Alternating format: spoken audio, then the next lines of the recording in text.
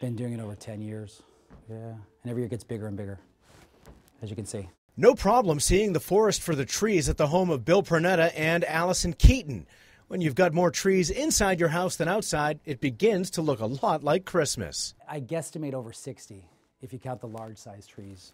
I have a lot. You'll see lots of little ones, too. They live in Hartford's West End, not exactly out in the sticks, but Bill's Christmas tree collection might have you thinking otherwise. When he went over 15 trees, that's when I kind of stepped back from it because it became very time-consuming. And that census only includes the big trees. Little ones don't count. Those are shrubs. Those aren't even countable. This Ellington High School English teacher, whose students call him Mr. Christmas, says it helps him exercise creativity and keep in touch with his childhood. I think as a kid, I always loved Christmas, and my mother always decorated, and I would convince them every once in a while to do a little more.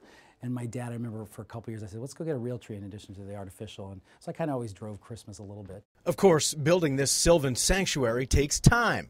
Bill's already thinking trees when others are still talking turkey. I start around mid-November, and it takes me about 2 weeks to put all the trees in place. And then I'd say another 2 weeks to fine-tune everything, put all the ornaments back on all the trees, because I have to take them all off. This tradition has branched into just about every room. Allison focuses her contribution on the kitchen. So I've been baking since October and freezing, and we have about 100 so people over just before Christmas for a big party. And their guests get an eyeful of themed trees. The Wizard of Oz, It's a Wonderful Life, The Grinch, New York City, M&M's, just to name a few. Hollywood can make you a star, but it takes Bill to make you an ornament. It's years of collection. It's also, I'm really great after Christmas. So when you have those 90% off sales, I'm running around like a fool. And even before Christmas now, they sell things really cheap. I don't want to ever buy anything for a full price. And I make a lot of ornaments, actually. There's a couple things you'll never hear anybody call Bill or Allison. One is a few trees short of a forest. The other is short of memories. Actually, there's one on every branch. And they have plenty of friends, including man's best friend. That's Tad.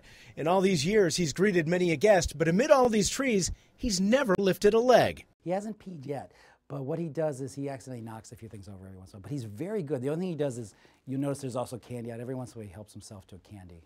That's the only thing he has. He's kind of a sugar addict. How's your electric bill? I don't want to talk about that. At least the meter slows down come January. It goes down after 3 Kings Day on the 6th, and then it only takes me about a week to take it all down.